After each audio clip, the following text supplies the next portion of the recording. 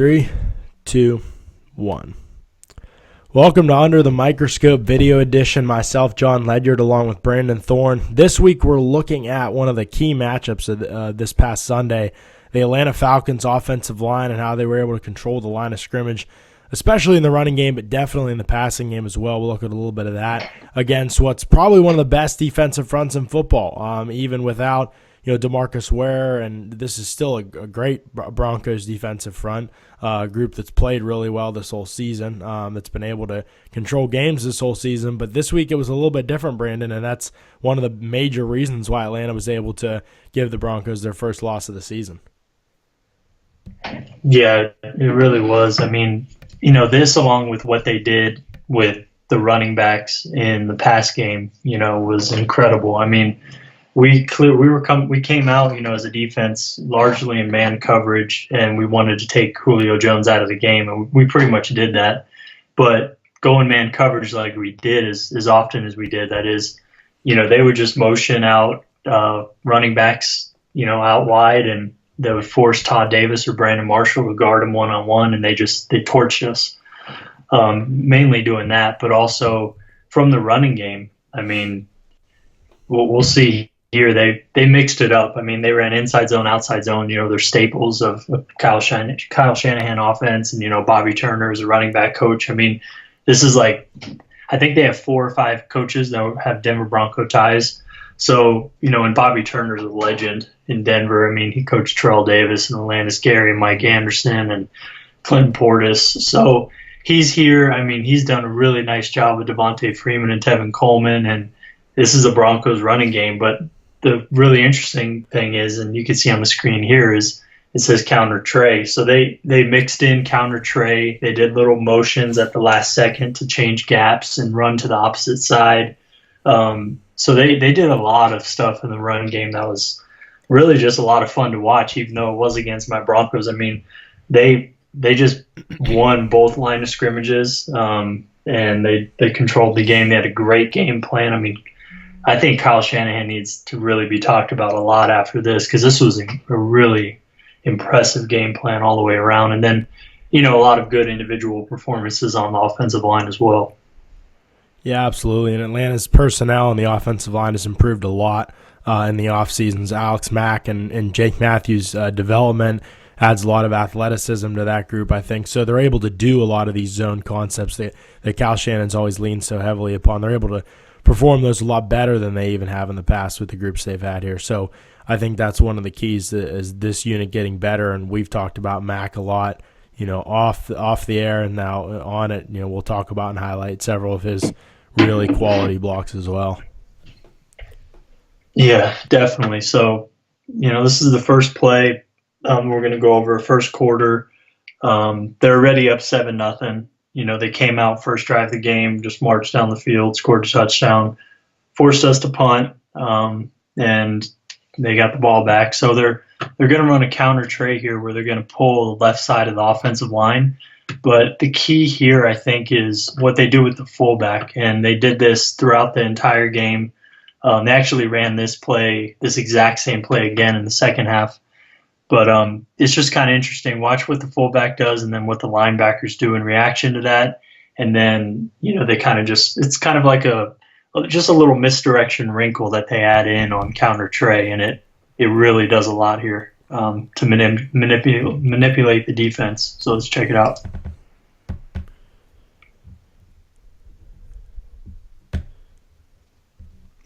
Yeah, and this tight end, number 80, is a really good blocker. Mm-hmm. I highlighted him. This is the Stanford kid. I highlighted him, I think, last week or the week before. I mean, he was in pass protection, taking on a defensive end, just like an offensive tackle. I think it was 2 weeks ago. I forgot who it was against, but it was just really impressive. I mean, I think it was Carolina. But yeah, he's a really good blocker over here on the offensive right. So he does a nice job, but yeah, this fullback causes the linebackers to shift over, and then they're just going to misdirect and run to the other side with the left guard, left tackle pulling, and everybody else blocking down. And, the linebackers just kind of can't get over initially, but and then, there's just a wide open gap right there. I mean, that hole is incredible. Yeah, I mean, and you can see Freeman, it's a decisive cut. He sticks that foot in the ground and he gets downhill.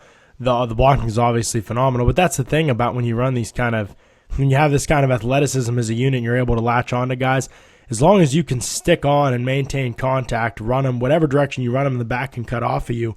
Once you learn those reads and are able to make them, you can see how natural Freeman is at it now with a couple years in this offense. That he's able to, I mean, that gap wasn't even hard to see. We looked at some ones last week with Elliott in the same way that he was able to read it and cut off of it. That one was probably one of the easiest ones we'll see all year. Yeah, I mean, this is such a nice job by this tight end. Working down, and then he blocks inside out Marshall. I mean, that's the key block right there in my mind. I mean, if you look at where they're lined up even before the snap, I mean, for him to be able to, even as Marshall flows that way, for him to reach that shoulder, that right shoulder of Marshall, and like you said, be able, and maybe Marshall over pursues a little bit that direction, but even so, just to be able to get there and kind of maintain enough contact to hold that block just long enough for Freeman to cut off of it. It's a really nice job there. That's really pretty blocking. And just that little misdirection, though, Right. And Levitre's come under so much fire in his career, but really, especially this year, I think. I didn't pay as much attention last year to his play in Atlanta, but I think this year he's really stepped up and played really well. I mean, you can't kick it out better than that. And if you're the defenders, it doesn't help. Certainly Stewart flows the wrong direction, flows way too far outside, doesn't recognize the concept. That doesn't help things, and so there's not anyone to squeeze that gap at all. And who's that, 51? Is that Todd Davis? Todd Davis, yeah, he gets, really just completely manhandled. Is that Jake Matthews on him? Yep. I mean, he can't squeeze it down at all. So as defenders, you want to hopefully recognize the flow and the play a little bit better. Read your keys. You see the guards pulling around, follow them, and then step down if you're the play side defenders. You want to step down and make that gap smaller, squeeze it in any way if you can. Maybe wrong arm one of those pulls. Get your, in that situation, your right arm, your play side arm into the action in some way to make the back cut off you and slow them down a little bit at the very least. But combination of flowing the wrong direction there and not using very good technique against the pulls, and obviously tons of credit goes to what Atlanta's doing in scheme, but in terms of defenders, if you're looking how to defend it better, it's probably not the best job there either. Right. No, and Denver's run defense has come under fire a little bit this season.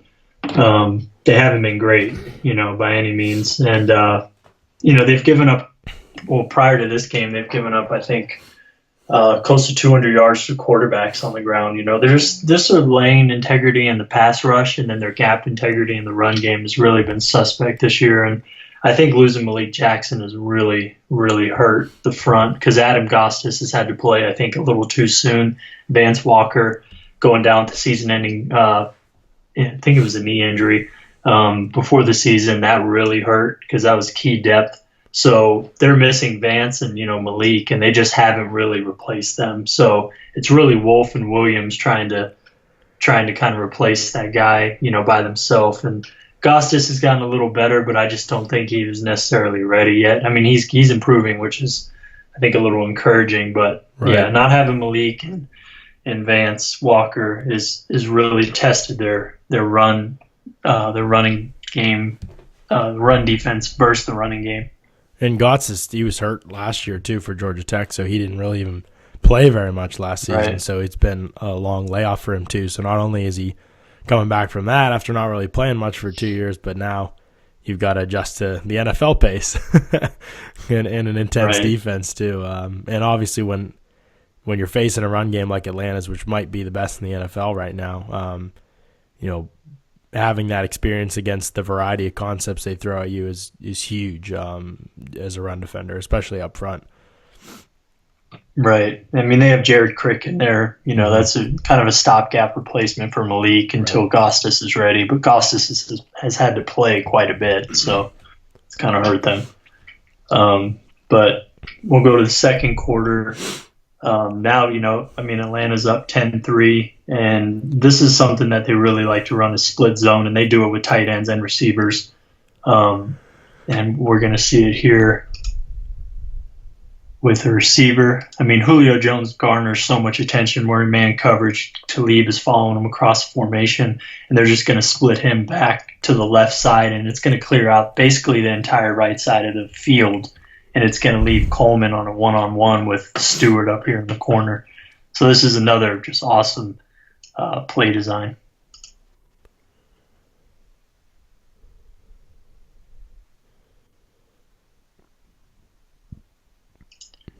Yeah, it's not a great job of setting the edge there. But, of course, Vaughn's getting doubled, which is standard. But, yeah, I mean, he catches Stewart flat-footed and just totally breaks the angle and outruns him. But this little split zone look right here really is nice, what it does to Talib. Good call, versus man. Right, and I think that, it's obviously what Vaughn does there is taking on those two blocks is critical because you have Stewart as the edge player, and he should be free to then make that tackle. So him occupying those two blocks is crucial. So I'd say he does his job there pretty well. But Stewart's, you got to come up and make that stop really one-on-one. And you give Coleman credit. That's what you want your back to do, get in one-on-one situations and be able to win. But that's certainly, a play that Stewart needs to be able to make if they're going to not give up a big gain on this concept. Right, and Stewart's usually a good tackler, but right, yeah, Coleman, I think, has underrated speed. But this is really just a great scheme for the runner. I mean, the blockers do their job, but this is on Shanahan, in my opinion. I mean, Shanahan just basically handed Coleman on a silver platter 20 yards right here. And he took it. Yeah, so that's another example of a really, really nice play design. So third quarter, this is a pass play. It's 1st and 10, and just really Jake Matthews here stands out. I mean, he gets to his spot and builds his house, anchors, and really just stops Von Miller. And that's a very, very difficult thing to do. Vaughn typically is on the defensive left, but he's on the defensive right here, and they just do a nice job. And Matt Ryan has all day here versus a 4-man rush, and then Julio Jones out left. He just runs a little whip route, and you just can't expect anybody to guard Julio as long as they did here.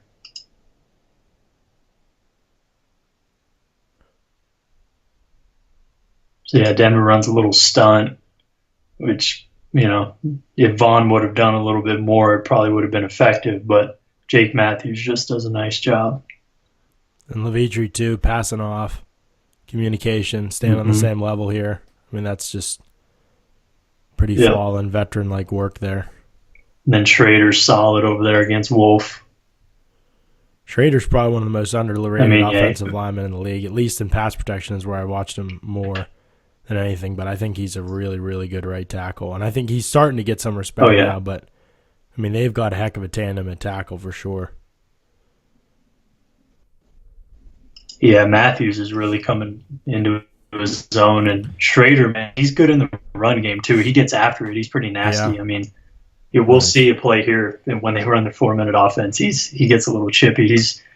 I really like Schrader. He's probably a top 5 right tackle in the NFL right now. Okay, good. I hadn't seen him much in the run game, so that's good to hear. And we talked about, before we went on, Matthews' base here is just ridiculous.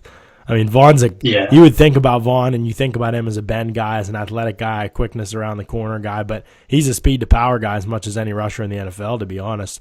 And, look at Matthews building this house there. That is just the battle back and sinks his hips. Look at the knee bend. Hand placement's good. Yeah, the hand usage right here to reposition his hands and gain leverage on Vaughn, because he gets into his chest, kind of lets him, repositions, and then it's kind of over right there. Just a really nice job. Yeah. Good flexibility all the way around too. Wide base, tough to work around that. That's 20-yard gain to Julio on 1st down, and I think they go on to score there as well. So these next 3 plays are back to back to back. So this play right here, the first of the 3, is right after, I believe, a 46-yard gain to Tevin Coleman. again, they motion him out to the right, and he beats a linebacker for 46-yard gain. So now they're in, the Broncos territory.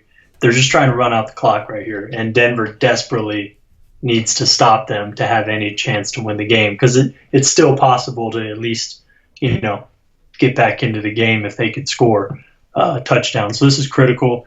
And what's awesome about this, as just an offensive line fan and just a running game fan, Atlanta goes 13 personnel 3 times in a row, and they run outside zone every time.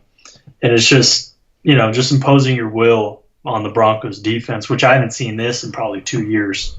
So this is pretty crazy what they do. But 13 personnel, I mean, they got 8 guys on the line of scrimmage, which is just awesome.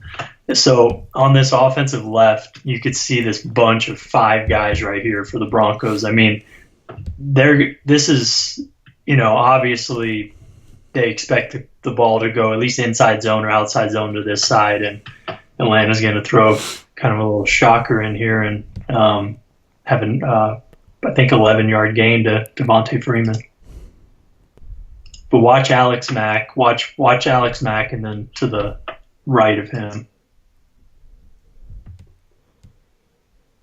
It's a really nice job of him getting to the second level there. Mm-hmm. Kind of giving that little tap on the way out. I love that. Support hand. Little nuance. Right. Mm-hmm. See, and I think this is on Brandon Marshall. I mean, Derek Wolfe right here does a nice job. He could have came off that probably a little quicker. But so right here, just the way that I look at this is, Ray has a C gap. Right. Wolfe has a B gap. Williams has a backside A. This is the front side A is Marshall's. Right. And you'll see what happens as the play goes on. So this is his gap right here. This is where he needs to be.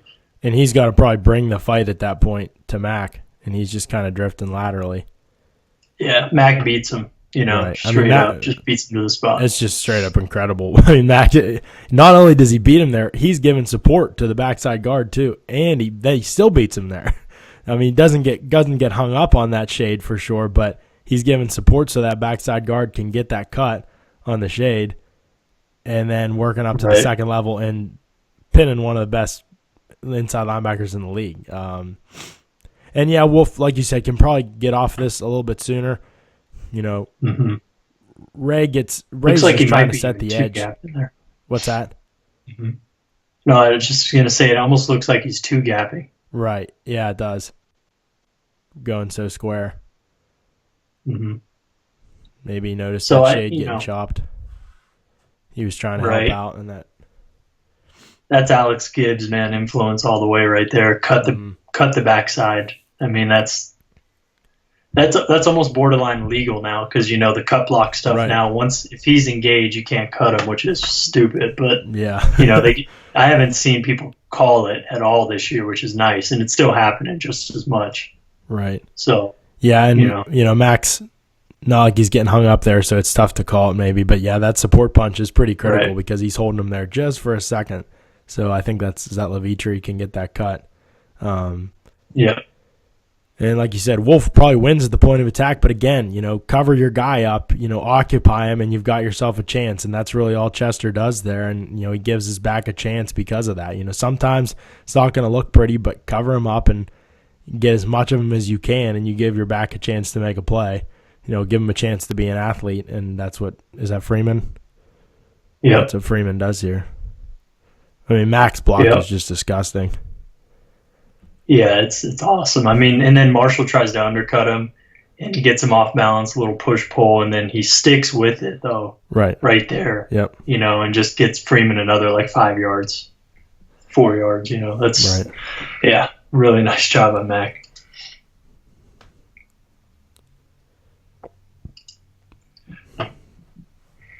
So, yeah, this is the very next play. 13 personnel, same exact look. 8 guys on the line of scrimmage, 3 tight ends to the left, the offensive left. And, 1st and 10 again. I mean, it's brutal, man. 1st and 10, you gain 11. Now you got another 1st and 10, and they're just doing what they want. So, ball on 16, and we're going to see outside zone again.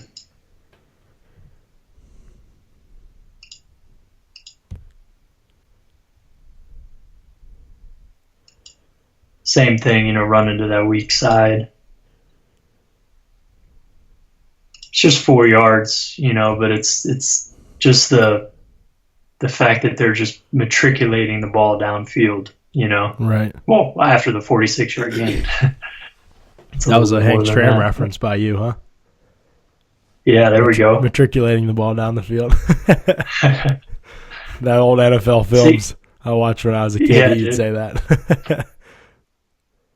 Yeah, dude, that's a huge influence right there. Yeah. No doubt. So Derek Wolfe here again, does a nice job. Yeah. It's pretty hard I was just about to say, it's pretty hard to be critical of Wolfe. Maybe, is he getting held there? I don't know why he doesn't turn back to the ball carrier unless he's getting pulled down that way. Yeah, he might be there. Sometimes you got to do whatever you can. It's not only holding if they call it, right? Right. It's, good job by Chester. Right. He got away with it. Just right here, it's always kind of hard to determine gaps, but, I always try to identify it. Like 52 right here is Nelson. He has this A gap. Wolfe has this gap. Ward has the C gap, and Ray has the D gap.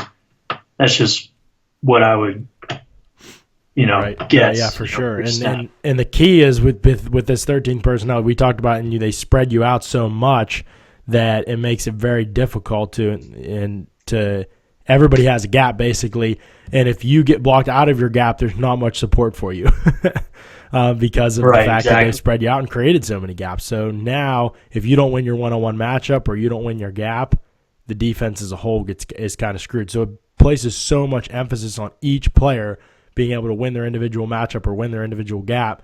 And if you have a player who you don't think is up to snuff in that regard, target them, go after them, and you might be able to have success as an offense. The chance certainly goes up. Yeah, exactly. And Denver has 2 backup linebackers in here. These are both backups. This is a Zaire Anderson from Nebraska and Steven Nelson. So yeah, you got 2 backups in.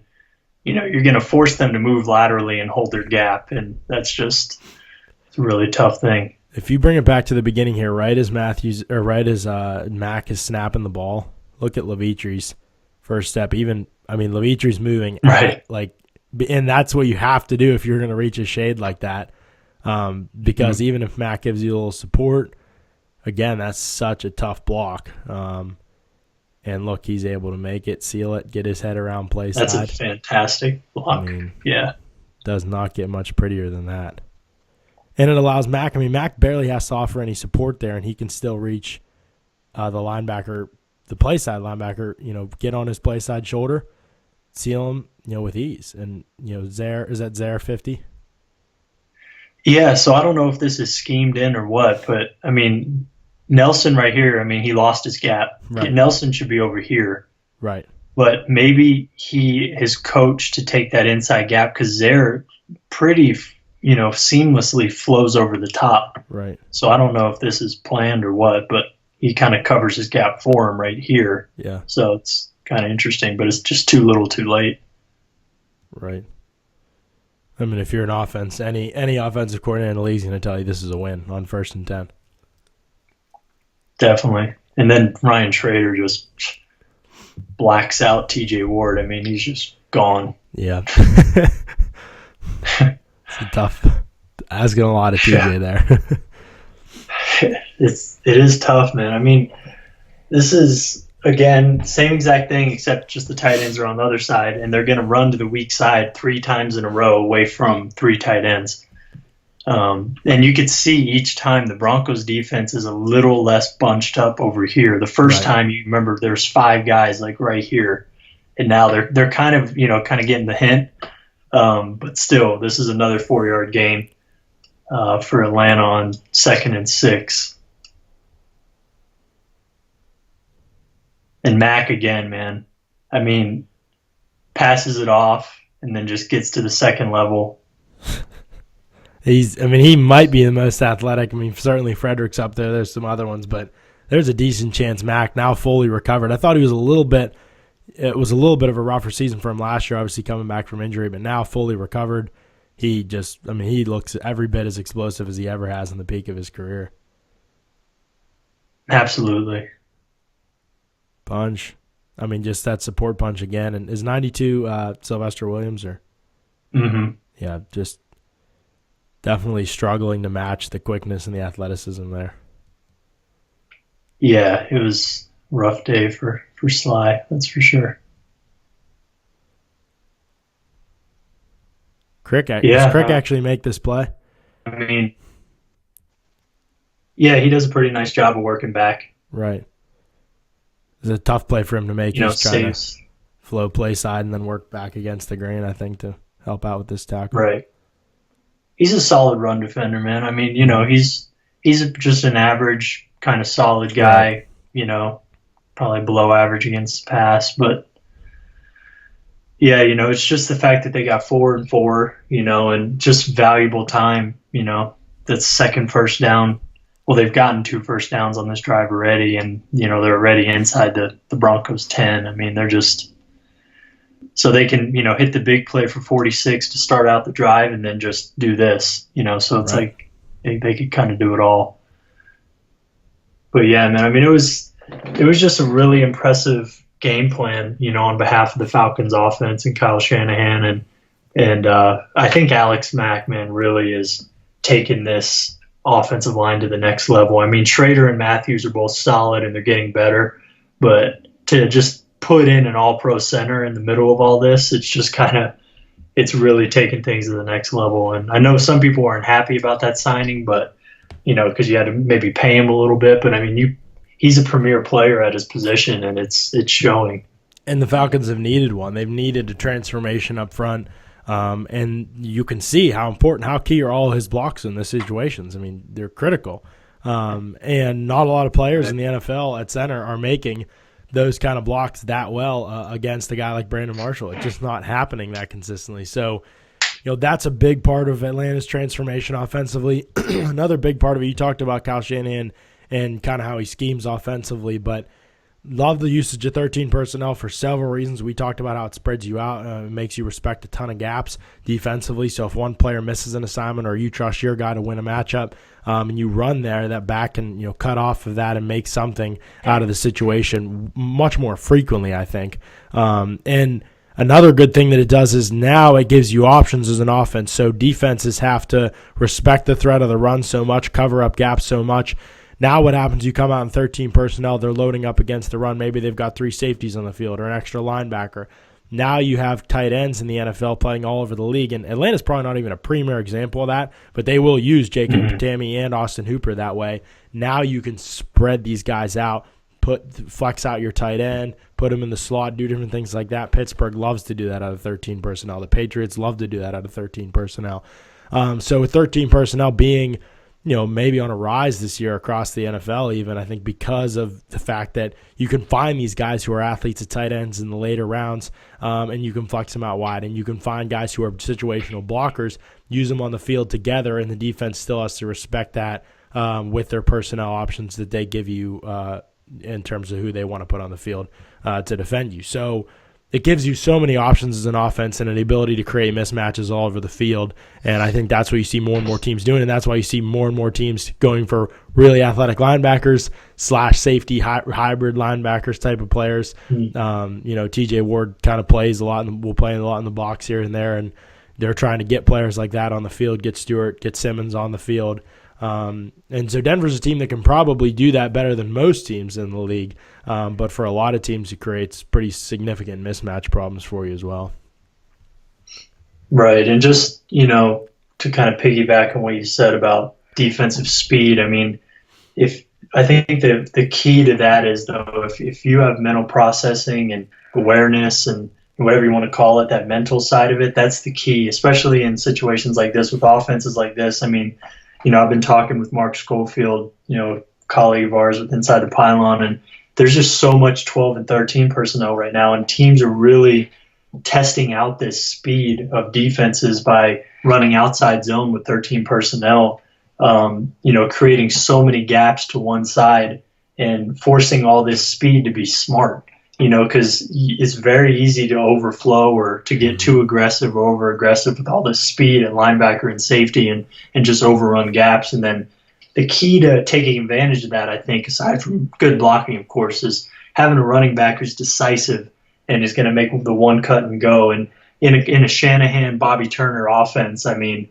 that if you had that, you could really tear people apart in the run game. And Devontae Freeman is really a great example of that. So they have a really nice mix of personnel, and it's cool all of a sudden that Atlanta is, last year after such a disappointing year, just the very next year, man, I mean, they look like a totally different team. So that's just a credit, to the coaches and the GM and just everybody. I mean, all of a sudden they look fantastic, so it's just a good job by them.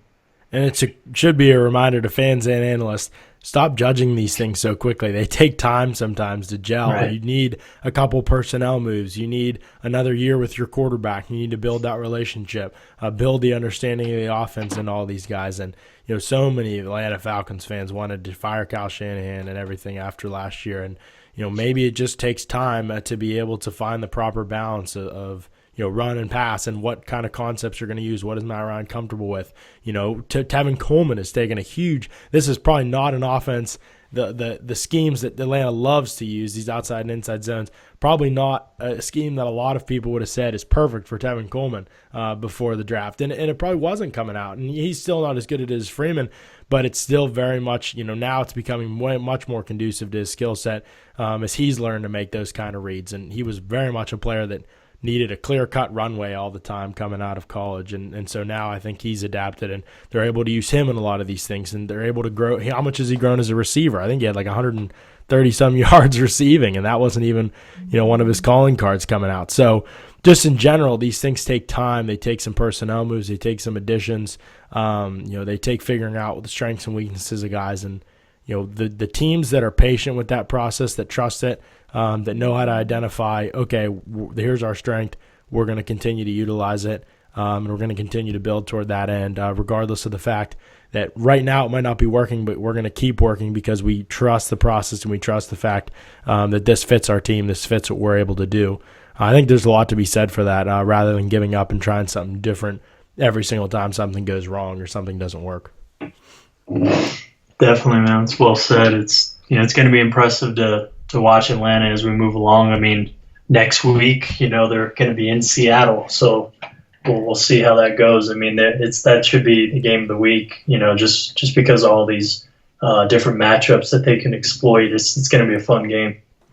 Absolutely. This has been a fun one, fun under the microscope to look at the Falcons' offensive line against Denver's defensive front, some of the different things that they did throughout the game. Brandon and I are going to try to, we can't promise anything, we're going to try to look at Vic Beasley against Ty Sembralo maybe later in the week, maybe a little bit on Friday. We'll throw it up real quick on YouTube for you guys and try and look at that matchup, because Vic Beasley had 4 sacks and went off. Ty Sembralo was really rough, though. And so we want to provide a little context to that matchup. And definitely some reasons to get excited about Beasley, but still some reasons to take it with a grain of salt maybe, and look at Sembralo and where he needs to improve moving forward, because there were a lot of mistakes that he made Sunday that gave Beasley an advantage for sure. But definitely good under the microscope. Fun to look at these guys. Thanks so much for tuning in, and we'll talk to you guys again soon.